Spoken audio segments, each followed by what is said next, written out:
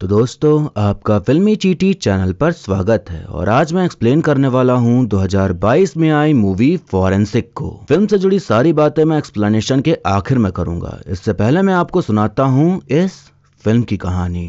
तो मूवी की शुरुआत में हम देखते हैं एक बच्चे को जो कि एक लड़की को जन्मदिन मनाते हुए देख रहा होता है। लड़की के पिता जब लड़के को देखते हैं तो वो उसे बाद में खूब पीटते हैं कि तुझे बाहर आने को मना किया था ना, तो क्यों आया? पैदा होते ही अपनी माँ को खा गया। तेरा भी जन्मदिन आने वाला है ना, तुझे मैं जान से मार डालूंगा। रात में जब सब सो जाते हैं तो वो लड़का बड़ी सी चाकू लेकर उस बच्ची के पास जाते दिखता है जिसका जन्मदिन था। अब यहाँ से कहानी कई साल आगे जाती है जहाँ हम फॉरेंसिक एक्सपर्ट जॉनी को देखते हैं जो कि एक क्राइम सीन पर गया होता है जहां एक औरत का खून हुआ था। समझ पाना मुश्किल था कि औरत मरी कैसे, पर जॉनी क्राइम सीन की अच्छे से जांच करके तुरंत बता देता है कि खून उसके पति ने ही किया है, उसके टूथपेस्ट में जहर मिला के। जॉनी अपने काम में एकदम एक्सपर्ट था और अपने काम को बड़े मजे से करता था और काफी हंसमुख नेचर का था वो। अब कहानी शिफ्ट होती है मसूरी में जहाँ हम आन्या नाम की एक बच्ची को देखते हैं चर्च में, जो कि दूसरी बच्ची को गाते देख रही होती है। दूसरी बच्ची का जन्मदिन था तो वो उसे टॉफी देने आती है, तो आन्या उसे जन्मदिन की बधाई देती है। अगली सुबह एसआई मेघा को खबर मिलती है कि कूड़ेदान में एक लड़की की लाश मिली है, तो वो उसकी तहकीकात करने जाती हैं। वो लाश उसी लड़की की थी जिसका जन्मदिन था। जूनियर ऑफिसर बताता कि उसकी लाश सबसे पहले जस्सू पहाड़ी नाम के एक आदमी ने देखी थी, लेकिन वो कहीं भाग गया है। हमें देखने मिलता है कि आन्या मेघा की भांजी है और जॉनी आन्या का चाचा है। सीनियर ऑफिसर उस बच्ची जेनी का केस मेघा को हैंडल करने को कह देते हैं, तो दूसरे ऑफिसर माथुर को बड़ी दिक्कत होती है क्योंकि उसे लग रहा था कि उसे ही ये केस मिलेगा। सीनियर ऑफिसर फॉरेंसिक जांच के लिए जॉनी को देहरादून से बुलाते हैं, तो मेघा को ये अच्छा नहीं लगता। अच्छा इसलिए नहीं लगता क्योंकि जॉनी और मेघा के बीच पहले कभी प्रेम संबंध था, लेकिन किसी बात पे दोनों में अनबन हो गई जिसके चलते दोनों अलग हो गए। मेघा चर्च की सीसीटीवी फुटेज देखती है तो उसमें उसे आन्या दिखाई पड़ती है, तो थोड़ा वो सोचती है लेकिन वो ना फंसे इसीलिए उसे इग्नोर कर देती है। चर्च से जब सब लोग चले गए थे तो जेनी चर्च वापस आई थी वाटर बॉटल लेने, जो कि वो भूल गई थी। तभी कोई वहां आया था जिससे उसने हाय कहा। वो उसके पास गई तो उस इंसान ने उसे खींच लिया और फिर उसके बाद जेनी गायब हो गई और फिर उसकी लाश मिली। मेघा सोचती है कि जेनी ने उसे हाय कहा, मतलब वो उस इंसान को पहले से ही जानती थी और देखने से लग रहा था कि वो इंसान उसकी ही हाइट का है। मेघा अकेले में आन्या से पूछती है कि तुम चर्च क्यों गई थी, तो वो बताती कि वो तो बस गाना सुनने गई थी, फिर उसके बाद स्कूल वापस आ गई थी। अब जॉनी वहां आ जाता है तो आन्या अपने चाचू को देख बड़ी खुश होती है, लेकिन मेघा को बिल्कुल खुशी नहीं होती। इसके बाद जॉनी अपने भाई अभय से मिलने जाता है। अभय आन्या का पिता था, लेकिन कुछ ऐसा हुआ था कि वो आन्या से नहीं मिल सकता था और जो हुआ था वो हादसा इतना दर्दनाक था कि अभय उस चीज से आज तक उभर नहीं पाया और डिप्रेशन में चला गया। जॉनी क्राइम सीन पे जाता है और वहां अच्छे से जांच पड़ताल करते हुए सबूत इकट्ठा करता है। जॉनी मेघा को बताता है कि जेनी पर चाकू से हमला किया गया था बहुत बार, वो भी उसकी पीठ पर, और जिस एंगल से मारा गया था उसे देख के लगता है कि खूनी लेफ्टी है। जॉनी अपना दिमाग और काबिलियत का इस्तेमाल करके ये तो पता लगा लेता है कि जेनी चर्च से निकल के जंगल की ओर गई थी, लेकिन ये पता कर पाना मुश्किल था कि वो एग्जैक्ट कहाँ गई थी। जब खूनी जेनी की लाश को ठिकाने लगाने कूड़ा फेंकने वाली जगह पे लेके आया तो उसने लाश को वहां बनी दीवार के उस पार फेंकने की कोशिश करी थी, पर कर नहीं पाया, इसलिए लाश वहीं छोड़कर चला गया। दीवार की ऊंचाई ज्यादा ऊंची नहीं थी। चर्च में जब जेनी ने खूनी को हाय कहा था तो वो भी जेनी के बराबर में था, तो मतलब खूनी की लंबाई ज्यादा नहीं है बल्कि बहुत छोटी है। चर्च में एक सफाई कर्मचारी था जो कि बौना था, जिसका नाम था चार्ली, तो शक के तौर पर उसको ही धर लिया जाता है। आन्या की थेरेपी चल रही थी और उससे एक मनोचिकित्सक मिलने आती थी जिसका नाम था रंजना। आन्या जब छोटी थी तो उसने अपनी माँ और अपनी जुड़वा बहन को खो दिया था, तो उस वजह से उसे काफी सदमा पहुंचा, तो इसीलिए उसकी थेरेपी चल रही थी। अभय भी इसी वजह से डिप्रेशन में था क्योंकि उसने अपनी पत्नी और बच्ची को खोया था और उनके जाने बचाने का जिम्मेदार खुद को मानता था। आन्या को लगता था कि उसके पापा उसकी बहन आद्या को ज्यादा प्यार करते थे उससे कम। तो रंजना कहती है कि मैं तुम्हें समझ सकती हूँ। अभय अपनी बेटी आन्या से मिलने के लिए तड़प रहा था 5 सालों से, लेकिन मेघा ने रोक रखा था उसे मिलने से। वजह आपको आगे पता चलेगी कि ऐसा क्यों किया। रंजना के घर में एक बूढ़ा व्यक्ति रहता था, तो मेघा जब आन्या को लेने आती है तो उनके बारे में पूछती है। तो रंजना उन्हें अपना गुरु बताती है, जो कि उसके लिए पिता समान थे। महीने भर पहले उनके ब्लड कैंसर का रिलैप्स हुआ था, तो रंजना उनके साथ ही रहती थी उनका ख्याल रखने के लिए। 5 साल पहले हुआ ये था कि अभय अपने पूरे परिवार के साथ मेला घूमने गया था। उस दिन आद्या का जन्मदिन था। अचानक आद्या गायब हो गई। बहुत ढूंढने के बाद उन्हें उसकी लाश मिली, पत्थर से कुचली हुई। ये हादसा अभय की पत्नी बर्दाश्त न कर सकी और उसने खुदकुशी कर ली। मेघा ये समझती थी कि जो कुछ भी हुआ उसका जिम्मेदार अभय है, इसीलिए वो आन्या को अपने साथ लेके चली जाती है और अभय के खिलाफ रिस्ट्रेनिंग ऑर्डर ले लेती है ताकि वो अपनी बेटी से मिल ना सके। इस तरह से बेटी के मरने का और अपनी पत्नी के चले जाने का अभय को भी दुख था, बल्कि उसे तो ज्यादा था, क्योंकि जब ये सब हुआ तब वो वहीं मौजूद था पर कुछ कर ना पाया। पर मेघा ने उसकी फीलिंग को नहीं समझा, बल्कि उसे गैर जिम्मेदार समझ लिया। जॉनी चार्ली से मिलता है और उसकी लंबाई और वजन दोनों मापता है और उसके पैरों के निशान भी लेता है ताकि वो उस निशान से मैच कर सके जो निशान उसे क्राइम सीन पर मिले थे। अब हम देखते हैं कि अदिति नाम की बच्ची का जन्मदिन होता है, जो कि एमएलए की बेटी थी। तो वहाँ आन्या भी गई होती है जन्मदिन मनाने। उधर मेघा पहुंच जाती है जस्सू पहाड़ी के घर। तो उसके घर पर ताला लगा था बाहर से, लेकिन जब वो ताला तोड़ के अंदर जाती है तो जस्सू उसे अंदर ही मिलता है छुपा हुआ। पार्टी में बच्चे छुपन छुपाई खेल रहे होते हैं, तो आदिति कहीं छुपने जाती है। तभी पीछे से उसके पास कोई आता है जिसकी आवाज बच्चों जैसी थी और आदिति उसे हाय भी कहती है। और फिर वो इंसान आदिति को खींच लेता है और चुटकी बजने की आवाज आती है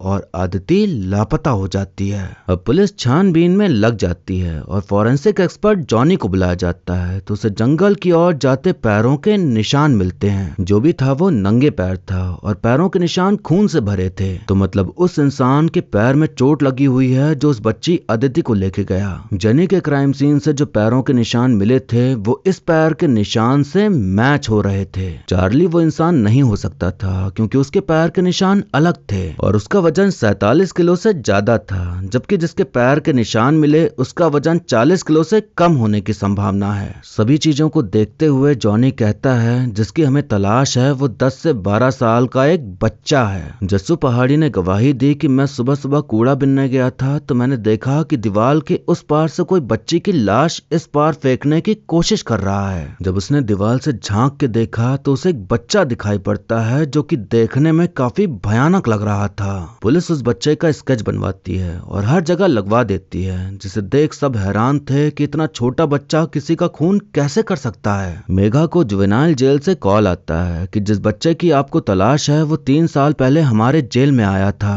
कारण था कि उसने अपने माता पिता दोनों को मार डाला था। वो बच्चा बहुत खतरनाक है, उसका नाम रोहन है और वो 3 साल पहले यहाँ से भाग गया था। अब हम देखते हैं कि आन्या रंजना के पास होती है। उसका सेशन खत्म होने के बाद रंजना किसी को कह के उसे घर छुड़वाने वाली थी, लेकिन आन्या गायब हो जाती है। मेघा उसके फेवरेट पार्क में उसे ढूंढने जाती है तो वो तो मिल जाती है, लेकिन उसके साथ कोई और भी मिलता है। उसके साथ था रोहन, जिसकी पुलिस को तलाश थी। वहीं पास में ही मेघा को अदिति की लाश पड़ी मिलती है। रोहन पकड़ा गया था, तो जो अब तक लोग डरे सहमे थे खूनी की वजह से, वो अब चैन की सांस ले पाते हैं। अब हम देखते हैं कि एक जूनियर ऑफिसर की बच्ची का जन्मदिन होता है, जहां आन्या भी आई हुई थी। बच्ची दीवार के ऊपर चढ़ रही होती है, जहां से एक कदम आगे रखा तो सीधा खाई में। धीरे धीरे पीछे आन्या आती है उसे धक्का देने के लिए, लेकिन तभी बच्ची को उसके पिता बुला लेते हैं, तो आन्या उसे धक्का नहीं दे पाती। रोहन से पूछताछ की जाती है पर वो कुछ बोल ही नहीं रहा था, एकदम पागलों जैसा बर्ताव कर रहा था। रोहन से पूछताछ करने वाली वीडियो फुटेज देखकर उसे एनालाइज करते हुए जॉनी मेघा से कहता है कि मुझे लगता है कि रोहन ने वो सारे खून नहीं किए हैं। इस बात पर मेघा और जॉनी के बीच बहस हो जाती है कि पहले कहा चार्ली है, फिर कहा बच्चा है और अब कह रहे हो कि बच्चा खूनी नहीं है। तुम पर भरोसा करके ही गलती कर दी मैंने।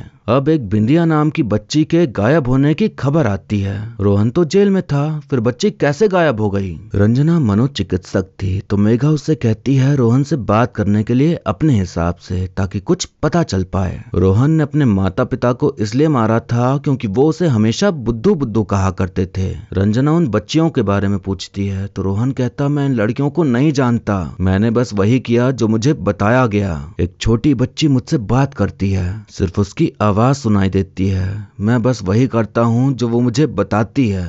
न्यूज चैनल में एक वीडियो दिखाया जाता है जिसमें देखने मिलती है आन्या जो कि बिंदिया की लाश लेकर जा रही है। ये वीडियो हर जगह फैल जाती है और अब बवाल मच जाता है कि जो पुलिस ऑफिसर इस केस को हैंडल कर रही है उसी की भांजी ये सब खून कर रही है। ये खबर देखते ही मेघा स्कूल जाती है आन्या को लेने, लेकिन वो उसे कहीं नहीं मिलती। सीनियर ऑफिसर मेघा और जॉनी को इस केस से निकालते हुए उन्हें सस्पेंड कर देते हैं क्योंकि आन्या उनकी जानने वाली थी और ये केस अब ऑफिसर माथुर को दे दिया जाता है। जहां जहां घटनाएं हुई वहां वहां आन्या मौजूद थी तो मेघा को लगता कि शायद उसने ही सब किया है या फिर किसी ने उससे करवाया है। जॉनी और मेघा दोनों सस्पेंड थे लेकिन दोनों ही लगे होते हैं आन्या को ढूंढने में। असली खूनी की तलाश में जॉनी को बिंदिया की लाश मिलती है। मेघा हाउस अरेस्ट थी लेकिन जॉनी चुप छुपा के उससे मिलने जाता है। मेघा एकदम हार गई थी कि वो कभी आन्या को नहीं ढूंढ पाएगी, लेकिन जॉनी उसे हिम्मत देता है, हौसला देता है, उसके होठों से होठ मिला उसे सांस देते हुए।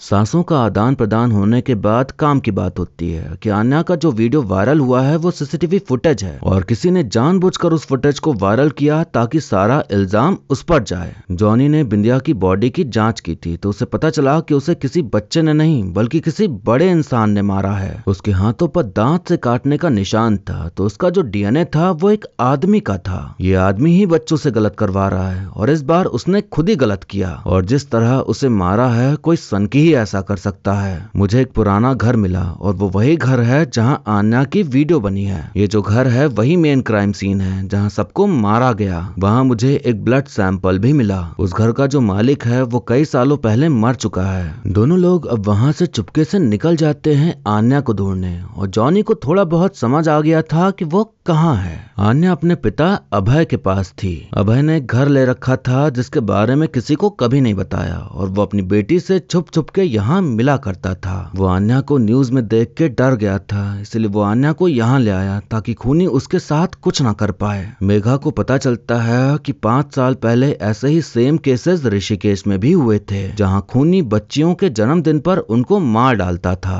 अब जाके मेघा को अभय पर विश्वास होता है कि वही सही इंसान है जो आन्या को सुरक्षित रख सकता है। वो लोग ऋषिकेश के लिए निकलते ही हैं कि तभी ऑफिसर माथुर उन्हें रोकने आ जाते हैं, पर जॉनी उसे चकमा देकर वहां से निकलने में कामयाब हो जाता है। जॉनी अपने गुरु डॉक्टर सोलंकी के पास जाता है ताकि इस केस में वो थोड़ी मदद कर सकें अपनी एडवांस रिसर्च इंस्ट्रूमेंट्स के जरिए। मेघा उन बच्चियों की केस फाइल देख रही होती है जिनकी 5 साल पहले मौत हुई थी तो उसमें आद्या की भी फाइल थी। जॉनी को उन बच्चियों के एविडेंस से एक और दांत का निशान मिला जो कि बिंदिया के शरीर में मिले दांत के निशान के डीएनए से मैच हो रहा था, लेकिन निशान दोनों अलग अलग थे। डॉक्टर सोलंकी कहते हैं कि तुम्हें एफडीपी करना चाहिए। एफडीपी के जरिए इंसान के डीएनए से हम उसकी उम्र का अंदाजा लगा सकते हैं, उसकी आंखों का रंग क्या है, बालों का रंग क्या है ये पता कर सकते हैं, यहाँ तक कि उसके चेहरे का पूरा ढांचा पता लगाया जा सकता है। अब जॉनी खूनी का डीएनए लेके एफडीपी करना शुरू करता है और उसका चेहरा बनना शुरू हो जाता है, लेकिन इसमें बहुत समय लगने वाला था। मेघा को पता चलता है कि 5 साल पहले जो बच्चियां मरी उसमें से एक बच्ची को डिप्रेशन था तो डॉक्टर रमेश नाम के मनोचिकित्सक उसका ट्रीटमेंट कर रहे थे। जिस स्कूल में वो बच्ची पढ़ती थी वहां भी कंसल्टेंट साइकियाट्रिस्ट डॉक्टर रमेश ही थे। डॉक्टर रमेश का घर बंद पड़ा था तो पड़ोसी से पता चलता कि उनको कैंसर था, लेकिन वो ठीक हो गए थे, पर वो खुश नहीं थे क्योंकि उनके बेटे ने आत्महत्या कर ली थी जिसका नाम था शशि। 10-12 साल का था शशि जब रमेश ने उसे गोद लिया। उसे कोई दिमागी बीमारी थी। जब उसे रमेश के कैंसर के बारे बारे में पता चला तो वो सह नहीं पाया और ट्रेन के आगे कूदकर अपनी जान दे दी। उन्हें रमेश की फोटो मिलती है तो वो होते हैं रंजना के गुरु जिनके साथ वो रहती थी। मेघा को लगता कि रमेश ही खूनी है, उसने ही सारे खून किए 5 साल पहले और अपने बेटे को भी मार डाला। शायद उसके बेटे को उसका राज पता चल गया होगा इसलिए। और अब 5 साल बाद किसी बात से वो ट्रिगर हुए और फिर से खून करना शुरू कर दिया, जिसका मतलब रंजना की जान खतरे में है। डर ये भी था कि आन्या का जन्मदिन था तो हो सकता है कि रमेश उसे मारने की कोशिश करे, क्योंकि सभी बच्चियां उनके जन्मदिन पर ही मारी गई थीं। अभय आन्या का जन्मदिन मनाने जा रहा होता है लेकिन तभी उसे दौरा पड़ जाता है। वो उसकी मनोचिकित्सक रंजना को फोन करता है और जल्दी आने को कहता है। मेघा और जॉनी रंजना के घर पहुंचते हैं तो रमेश उन्हें वहीं मिलते हैं। एफडीपी का रिजल्ट आ जाता है और जो फोटो बन के सामने आती है वो रंजना की थी जो कि शशि से मैच हो रही थी। रमेश कहते हैं मैंने उसे बहुत रोकने की कोशिश की पर नहीं रोक पाया। शशि का बचपन बहुत ट्रॉमेटिक था, वो जुवेनाइल सेंटर में था। मैंने उसे गोद लिया और उसे घर ले आया। मैंने उसे अपने बेटे की तरह प्यार किया और उसने भी मुझे अपना पिता मान लिया। वो भी मेरी तरह चाइल्ड साइकेट्रिस्ट बनना चाहता था। रमेश बच्चों को हिप्नोटाइज करने में माहिर थे और ये चीज शशि को बहुत सही लगती थी कि किसी से कुछ भी कराया जा सकता है उसे सम्मोहित करके। सब कुछ सही चल रहा था लेकिन फिर मुझे कैंसर हो गया। रमेश शशि से कहते हैं कि तुम मुझसे बेहतर साइकेट्रिस्ट बनोगे। शशि कहता मुझे अब सब कुछ कौन सिखाएगा, आप ही मेरे लिए सब कुछ हो, मैं आपको नहीं खो सकता। एक रात वो खून में लथपथ घर आता है। शशि कहता ये मैं देख लूंगा, कुछ नहीं होगा, आप बस ठीक हो जाओ, यही चाहिए मुझे। इसके बाद शशि घर छोड़ के चला गया। मतलब शशि ने सिर्फ अपना चेहरा ही नहीं अपनी पूरी पहचान बदल ली अपना सेक्स चेंज ऑपरेशन करा के, और पूरे समय वो सबके सामने डॉक्टर रंजना बन के घूमता रहा। शशि ने उन्हीं बच्चियों को निशाना बनाया जो स्कूल में उससे काउंसलिंग ले रही थी। रमेश जी कहते हैं मेरे कैंसर ने उसके ट्रॉमा को फिर से ट्रिगर कर दिया। शशि जब आन्या के पास जा रहा था तो रमेश उससे कहता है कि मैं मर रहा हूँ, मेरी आखिरी इच्छा मानकर ये सब बंद कर दो। शशि कहता आपको हर बार मुझसे क्यों छीना जाता है, बचपन से यही होते आ रहा है। मेरी बहन को मेरे बाप का प्यार मिला, मुझे नहीं। उन बच्चियों को उनके बाप का प्यार मिला, मुझे नहीं। ये मुझसे देखा नहीं जाता। आज इस बच्ची को उसके बाप का प्यार मिल जाएगा, मुझे क्या मिलेगा, मेरा बाप तो मर रहा है। पिछली बार बच्चियां मरी थी, आप ठीक हो गए थे, इस बार भी आप ठीक हो जाएंगे। हमें दिखाया जाता है कि आद्या को शशि ने ही मारा था, वही उसका सबसे पहला खून था। फिर जब वो उसका खून करके घर आया तो रमेश ने कहा कि मैं ठीक हो रहा हूँ, डॉक्टर ने कहा है कि मैं रिकवर हो रहा हूँ। शशि वही बच्चा था जिसे हमें फिल्म की कहानी की शुरुआत में दिखाया गया था। शशि के दिमाग में 2 चीजें थी। पहला कि उसे बचपन में अपने पिता का प्यार नहीं मिला, जिसके चलते उसने अपनी बहन को ही मार डाला जिसे प्यार मिलता था। फिर वो जेल चला गया और वहां से रमेश ने उसे गोद लिया। फिर जब सब सही चल रहा था तो रमेश को कैंसर हो गया। ये बात शशि के दिमाग में खटक गई कि फिर से उसके पिता का प्यार उससे छिन जाएगा। उसे जलन होती थी उन बच्चियों को देखकर जिन्हें अपने पिता का प्यार मिलता था, तो उस जलन में वो बच्चियों को मारने लगा। अब इस बीच रमेश का कैंसर सही होने लगा तो शशि को ये लगा कि मैंने बच्चियों को मारा है इसीलिए रिकवरी हो रही है। रमेश ठीक हो गए थे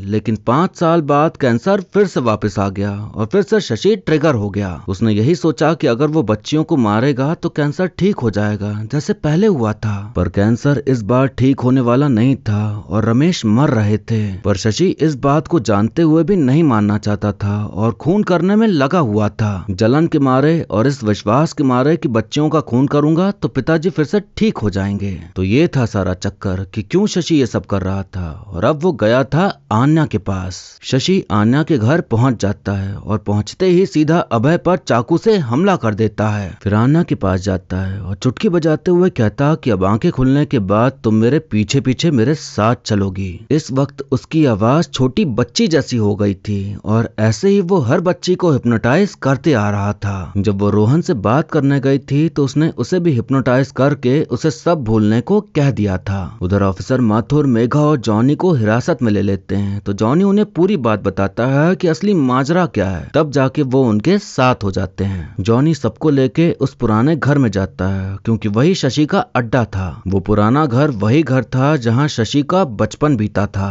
वो सब घर में घुसते ही हैं कि शशि एक एक करके सबको मारना शुरू कर देता है। जॉनी को आन्या मिल जाती है और उधर मेघा और शशि के बीच भयंकर तरीके से लड़ाई हो रही होती है, जिसमें शशि मेघा पर भारी पड़ रही थी, या फिर था, दोनों। शशि मेघा पर गोली चलाने ही वाला होता है कि तभी वहां जॉनी आकर शशि को मार डालता है, उस पर लगातार गोलियां चलाते हुए, और इस तरह से बर्थडे किलर का अंत हो जाता है। अभय जिंदा था और अब सब साथ थे और कोई डर नहीं था किसी खूनी का। हम देखते हैं कि अब फिर से मेघा और जॉनी साथ हैं और दोनों मजे कर रहे हैं, पर ये मजे कुछ पल के लिए ही थे, क्योंकि तभी उन्हें कॉल आता है दूसरे केस के सिलसिले में, जिसे सुलझाने के लिए दोनों बहुत उत्साहित थे। और फिर इसी कहानी के साथ ये मूवी यहीं पर खत्म हो जाती है। तो दोस्तों, हमने देखी एक ऐसी फिल्म की कहानी जिसमें हमें सब कुछ मिला, सस्पेंस भी, थ्रिल भी, तहकीकात भी, ट्विस्ट भी, थोड़ा रोमांस और दिमाग घुमा देने वाला क्लाइमैक्स भी। आपको पहले ही बता दूं कि ये फिल्म 2020 में आई मलयालम फिल्म फॉरेंसिक की रीमेक है। तो कहानी का क्रेडिट तो ओरिजिनल राइटर को ही जाता है, जो कि काफी अच्छी थी, जो कि आपको फिल्म के साथ बांधे रखती है उसका अंत देखने के लिए। खूनी खून क्यों करता था, क्या मकसद था उसका, क्या दिक्कत थी उसकी, ये सब आपको मैंने एक्सप्लेनेशन में बता ही दिया है। तो उम्मीद करता हूँ कि आपको सब समझ आ गया होगा। बाकी मेन चीज यही है कि बचपन में बच्चों का दिमाग विकसित हो रहा होता है, तो जिस तरह से आप उसके साथ बर्ताव करेंगे वो वैसा ही बनेगा। तो बच्चे को कभी ये महसूस होने ना दें कि उसे कम प्यार मिल रहा है और बाकियों को ज्यादा। इससे उसके अंदर दूसरों के प्रति जलन पैदा होने लगती है, जो कि आगे चलकर उसके लिए और उसके आसपास के लोगों के लिए घातक साबित हो सकती है। बाकी फिल्म में ज्यादा कुछ बताने को है नहीं। विक्रांत मैसी का कैरेक्टर थोड़ा कंफ्यूजिंग सा लगा। वो खुद ऐसी हरकतें करता है जैसे कि वही साइको हो, या फिर जानबूझ के ऐसा दिखाया गया ताकि हमें लगे कि वाकई में वही गड़बड़ है। राधिका आप्टे का भी किरदार सही रहा, उनकी एक्टिंग सही थी। बाकी और सह कलाकारों ने भी बढ़िया काम किया है। अब वीडियो यहीं पर खत्म होता है, लेकिन जाने से पहले आप बताइए कि आपको मूवी की कहानी और मेरा एक्सप्लेन करना कैसा लगा। आप वीडियो को लाइक या डिसलाइक करके भी अपनी प्रतिक्रिया दे सकते हैं। ऐसे ही अच्छी मूवीज के एक्सप्लेनेशन देखने के लिए आप हमारे चैनल को सब्सक्राइब कर लीजिए, ताकि नया वीडियो आते ही आप तक खबर पहुंच जाए। अगर आप मुझसे कुछ पूछना चाहते हैं या बताना चाहते हैं या कुछ कहना चाहते हैं तो आप मुझे इंस्टाग्राम पर फॉलो कर लीजिए, मैं वहां आपको मिल जाऊंगा। बाकी मिलते हैं अब अगली वीडियो में, तब तक के लिए टाटा, बाय बाय और नमस्ते।